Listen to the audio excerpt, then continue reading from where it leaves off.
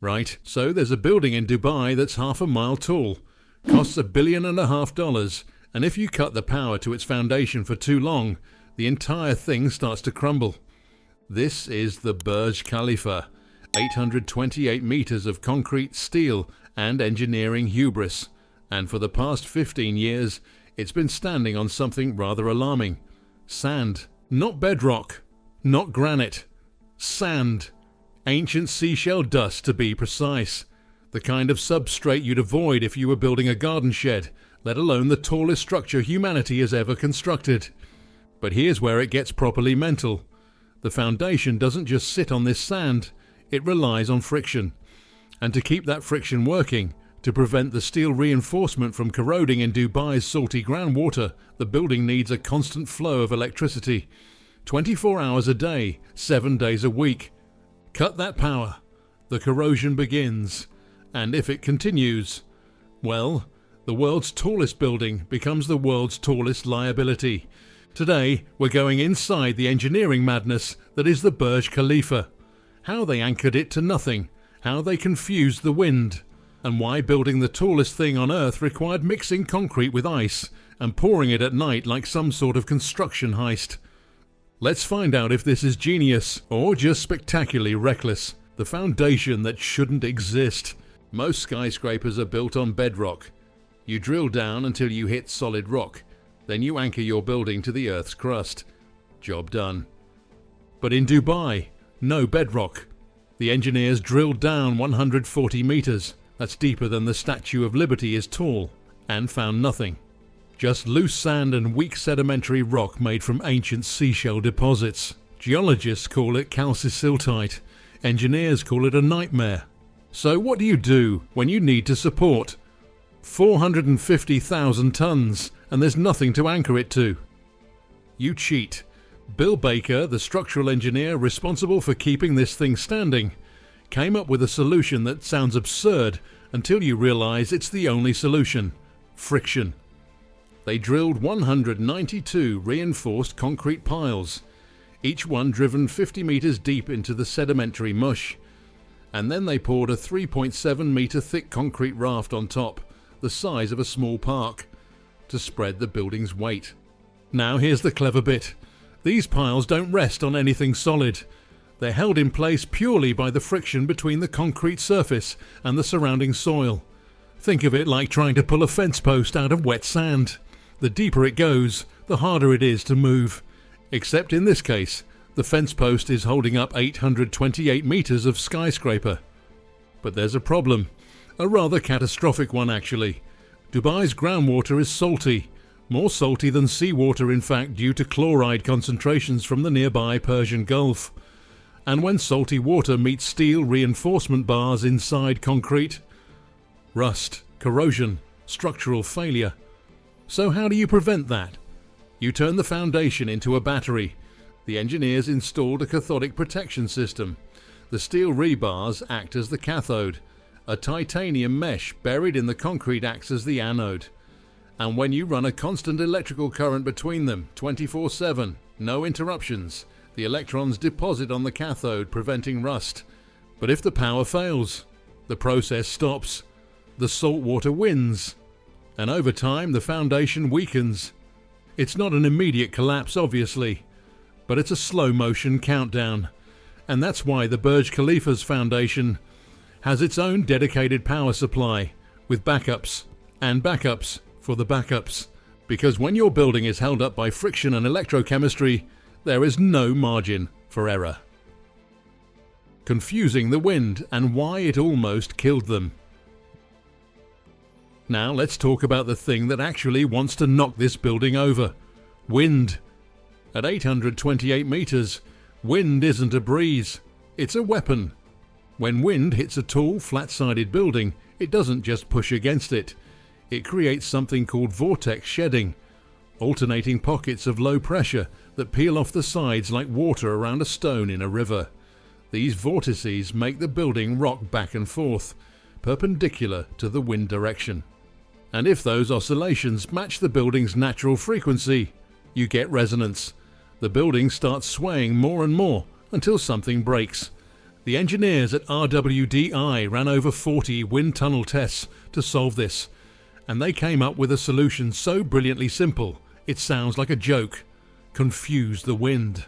The Burj Khalifa has 27 different tier shapes as it spirals upward. Each level has a slightly different cross-section, so when wind hits the building, it encounters a different shape every few meters. The vortices never get organized. They can't build resonance because the frequency keeps changing. It's like trying to push someone on a swing, but the swing keeps changing height. You never get into a rhythm.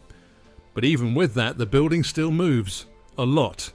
At the very top during a major storm, the Burj sways about 1.5 to 2 meters. That's 6 feet of movement, which is fine if you're an engineer who understands flexural dynamics. Less fine if you're trying to sleep in a $20 million penthouse. And there's more. The building expands and contracts by 36 centimeters, 14 inches, every single day due to thermal expansion from the desert sun. The glass panels, the steel, the concrete, everything flexes. So the facade is mounted on telescopic brackets that allow the panels to move independently of the structure. The internal plumbing uses flexible couplings at every floor. Even the elevators have slack cables to absorb the sway. It's not a rigid building, it's a breathing building. And living inside it, well, some residents of similar super slender towers down the street have filed lawsuits citing horrible and obtrusive noise and vibration. The walls creak, the floors groan. On windy nights, the entire structure shifts. And if you're enjoying this deep dive into engineering insanity, hit that subscribe button now, because we've got more mega builds coming your way. Stories of triumphs, disasters, and the razor-thin line between the two. The concrete that defied gravity. So you've got your foundation sorted. You've confused the wind. Now comes the really stupid part. How do you get concrete to the top of a building that's over 600 meters tall? Because concrete isn't like steel beams. You can't just crane it up. It's a liquid. A very heavy, very temperamental liquid that starts setting the moment you mix it. And in Dubai, where temperatures regularly hit 45 degrees Celsius, concrete sets fast. The solution? Ice and night shifts. The construction teams mixed the concrete with ice shards to keep it cool. Then they poured it exclusively at night, when the desert air was slightly less apocalyptic. The mix had to stay workable for over 3 hours, long enough to pump it from ground level to the top. And the pumping. That's where things get properly mental. They used Putzmeister BSA, 14,000 super high pressure trailer pumps, machines designed to operate at nearly 200 bars of pressure. That's roughly the pressure at the bottom of the Mariana Trench. In 2007, they set a world record, pumping concrete to a vertical height of 606 meters. The concrete took 40 minutes to travel from the hopper at ground level to the discharge point at the top. If the pump failed, if the pressure dropped, the concrete would solidify inside the pipes, creating a blockage that would cost weeks to fix and millions to replace. And here's the kicker. They used high-performance concrete with compressive strengths up to C80, if that's 9,300 psi. For context, your average driveway is about 3,000 psi. This stuff is nearly 3 times stronger. They needed it, because in a building this slender, every inch of wall thickness eats into sellable space.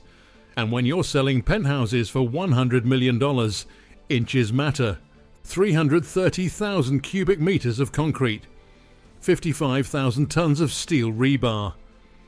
If you laid that rebar end to end, it would stretch a quarter of the way around the globe. And all of it had to be assembled with millimeter precision, because one misaligned column, one air pocket in the concrete, and the entire structure fails. The spire they built from within. At the very top of the Burj Khalifa sits a 200-meter steel spire. It's not just decorative, it houses communications equipment and aviation lights. But here's the problem. How do you lift a 4,000-ton steel structure to the top of a building when the building isn't finished yet? Answer: you don't lift it. You grow it from the inside. The spire was assembled in sections at level 156, about 600 meters up. Each section, roughly 5 meters long, was welded together and then jacked upward using hydraulic strand jacks. Like threading a needle from within, it took 8 separate lift cycles, and the entire operation had to be done with millimeter precision, because if the spire tilted even slightly during installation, the whole thing would jam. It's the same technique used for the Chrysler Building's Spire back in 1930, except this one weighs twice as much and was installed at an altitude where the air is thin enough to make you dizzy. And once it was in place, they bolted it down and hoped the wind wouldn't rip it off. So far, it hasn't. The bottom line, the Burj Khalifa, 828 meters of engineering that shouldn't exist. It's held up by friction in loose sand. It requires constant electricity to prevent its foundation from corroding. It sways 2 meters at the top. It expands 36 centimeters every day. And it cost 22 million man-hours to build. As an engineering achievement, extraordinary. They proved you can anchor a needle to bedrock that doesn't exist, pump concrete to record heights, and keep the whole thing standing through sandstorms and hurricanes. But as a place to live, that's a different story. The top floors sway, the walls creak, the plumbing requires immense pressure to pump water 160 floors up. And if you forget to pay the electricity bill for the foundation's cathodic protection system, well, let's just say that's not a risk you want to take. The Burj Khalifa is a monument to ambition, a testament to what happens when extreme wealth meets extreme engineering. The question is, would you want to live there? If you enjoyed this deep dive into one of the most extreme buildings ever built, hit that subscribe button. We've got more engineering madness coming your way. See you in the next one.